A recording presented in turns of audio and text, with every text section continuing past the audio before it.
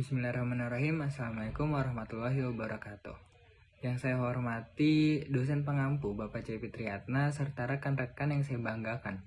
Pada kesempatan kali ini kami dari kelompok 5 akan menyampaikan materi mengenai ganjaran dan moral kerja dalam organisasi. Sebelumnya izinkan saya memperkenalkan anggota dari kelompok 5. Yang pertama saya sendiri Muhammad Arif Fajar. Yang kedua ada Nadia Rahmadewi, yang ketiga ada Najwa Marwah Aulia, dan yang terakhir ada Vini Silviana. Selanjutnya saya selaku presentator yang pertama akan memaparkan tentang pengertian ganjaran dan faktor-faktor yang mempengaruhi ganjaran. Pengertian ganjaran. Yang pertama ada dari Michael Armstrong. Ganjaran adalah sistem imbalan yang terdiri dari sejumlah proses dan kegiatan yang berkaitan secara integratif untuk memastikan bahwa manajemen imbalan dilakukan secara efektif dengan keuntungan organisasi dan orang-orang yang bekerja pada organisasi di sana. Dalam bahasa Arab, reward atau ganjaran diistilahkan dengan sawab. Kata ini banyak ditemukan dalam Al-Quran, khususnya ketika membicarakan tentang apa yang akan diterima oleh seseorang baik di dunia maupun di akhirat dari amal perbuatannya. Kata sawab selalu diterjemahkan kepada balasan yang baik. Selanjutnya, menurut kami definisi ganjaran atau imbalan atau penghargaan adalah sesuatu yang didapatkan oleh pegawai atau anggota organisasi karena dia telah melakukan sesuatu untuk mencapai tujuan organisasi, baik dalam bentuk uang, materi, maupun non-materi. Ganjaran juga diartikan sebagai alat pendidikan preventif dan represif yang menyenangkan dan bisa menjadi pendorong atau motivator belajar bagi siswa. Selanjutnya adalah faktor-faktor yang mempengaruhi ganjaran. Yang pertama ada penawaran dan permintaan tenaga kerja. Jika pencari kerja lebih banyak daripada lowongan pekerjaan, maka ganjaran relatif kecil. Sebaliknya, jika pencari kerja lebih sedikit daripada lowongan pekerjaan, maka ganjaran relatif besar. Yang kedua ada kemampuan dan kesediaan perusahaan. Apabila kemampuan dan kesediaan perusahaan untuk membayar semakin baik, maka tingkat ganjaran semakin besar. Namun jika kemampuan dan kesediaan perusahaan untuk membayar semakin berkurang, maka tingkat ganjaran semakin kecil. Yang ketiga ada organisasi karyawan. Apabila organisasi tersebut kuat dan berpengaruh, maka tingkat ganjaran semakin besar. Sebaliknya, jika organisasi tersebut tidak kuat dan kurang berpengaruh, maka tingkat ganjaran semakin kecil. Yang selanjutnya ada produktivitas kerja karyawan. Jika produktif baik dan banyak, maka ganjaran semakin besar. Sebaliknya, jika produktivitas buruk serta sedikit, maka ganjarannya kecil. Yang kelima, pemerintah dengan undang-undang dan keputusan presiden menetapkan besarnya batas upah jasa minimum. Pemerintah berkewajiban melindungi masyarakat dari tindakan semena-mena. Yang keenam, ada biaya hidup.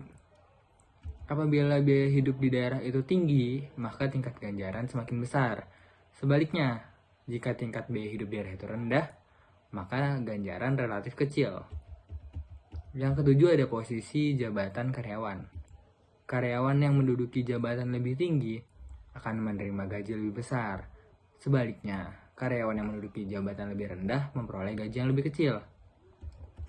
Yang kedelapan ada pendidikan dan pengalaman karyawan. Jika pendidikan lebih tinggi dan pengalaman kerja lebih lama, maka gaji akan semakin besar karena kecakapan dan keterampilannya lebih baik. Sebaliknya, karyawan yang berpendidikan rendah dan pengalaman kerjanya kurang, maka tingkat gajinya akan kecil. Yang kesembilan ada kondisi dan perekonomian sosial. Apabila kondisi perekonomian sosial sedang maju, maka tingkat upah akan semakin besar karena akan mendekati kondisi full employment. Sebaliknya, jika kondisi perekonomian kurang maju, tingkat upah rendah karena terdapatnya penganggur. Yang ke-10 ada jenis dan sifat pekerjaan.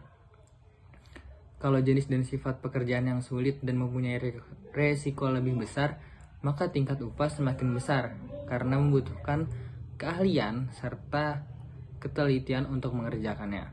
Namun jika sifat pekerjaan yang mudah dan resikonya kecil, tingkat upahnya relatif kecil juga. Yang ke-11 ada kualifikasi. Pengalaman kerja, keterampilan, dan latar belakang pendidikan yang dimana termasuk gelar dan sertifikasi bisa mempengaruhi besarnya ganjaran yang akan diterima oleh seorang pegawai. Yang ke-12 ada lokasi kerja. Lokasi kerja menentukan besaran ganjaran yang diterima. Kebutuhan di kota-kota besar berbeda dengan kebutuhan di kota-kota kecil. Jadi sudah menjadi rahasia umum bahwa ganjaran dalam kota-kota besar lebih besar dibandingkan dengan kota-kota kecil. Yang ke-13 ada besarnya perusahaan. Meskipun pada dasarnya memiliki profesi yang sama, tetapi berbeda perusahaan akan berbeda pula ganjaran yang akan diterima. Namun ganjaran besar biasanya disertai juga tanggung jawab yang besar. Dan yang terakhir ada industri. Dalam lingkungan industri memberikan ganjaran berdasarkan resiko kerja. Semakin tinggi resiko kerja, maka semakin besar pula ganjaran yang akan diterima. Dapat disimpulkan bahwa banyak faktor yang dapat mempengaruhi besarnya atau kecilnya suatu ganjaran. Dan hal ini perlu mendapat perhatian supaya manajemen organisasi dapat dilakukan secara lebih adil dan layak. Tujuan pemberian ganjaran. Yang pertama, ikatan kerjasama. Karyawan harus mengerjakan tugas-tugasnya dengan baik, sedangkan majikan wajib membayar ganjaran sesuai dengan perjanjian yang disepakati. Yang kedua, kepuasan kerja. Dapat memenuhi kebutuhan-kebutuhan fisik, status sosial, dan egoistiknya. Yang ketiga, pengadaan efektif. Pengadaan karyawan yang berkualitas untuk perusahaan akan lebih mudah. Yang keempat, motivasi. Jika balas jasa yang diberikan cukup besar, manajer akan mudah memotivasi bawahannya. Yang kelima, stabilitas karyawan. Program ganjaran atas prinsip adil dan layak serta eksternal konsistensi yang kompetitif, maka stabilitas karyawan lebih terjamin karena terjadinya kemunduran perusahaan relatif kecil. Yang keenam, disiplin. Pemberian balas jasa yang cukup besar, maka disiplin karyawan semakin baik.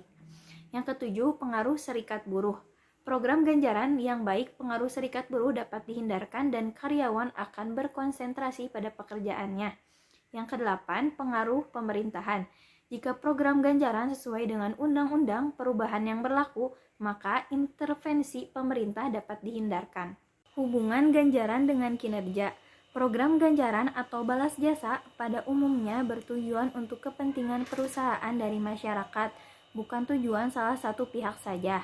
Program ganjaran ditetapkan berdasarkan prinsip adil dan wajar yang sesuai dengan undang-undang perburuan, serta memperhatikan faktor internal dan eksternal organisasi.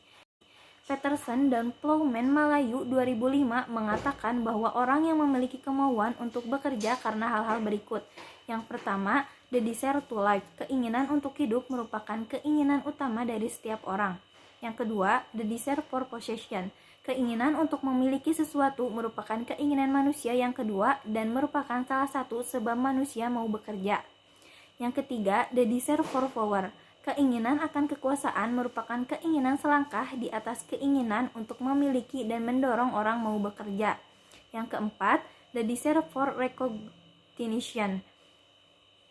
Keinginan akan pengakuan merupakan jenis terakhir dari kebutuhan dan juga dorongan untuk bekerja. Baik, yang selanjutnya ada pengertian moral kerja. Moral kerja pegawai dalam bahasa Inggris berasal dari kata moral employer. Moral kerja dalam kajian perilaku organisasi adalah semangat kerja. Berdasarkan dimensinya, moral kerja didefinisikan sebagai moral kerja individu dan moral kerja kelompok. Nah, moral kerja individu ini untuk menyumbangkan pemikirannya dalam usaha pencapai tujuan organisasi.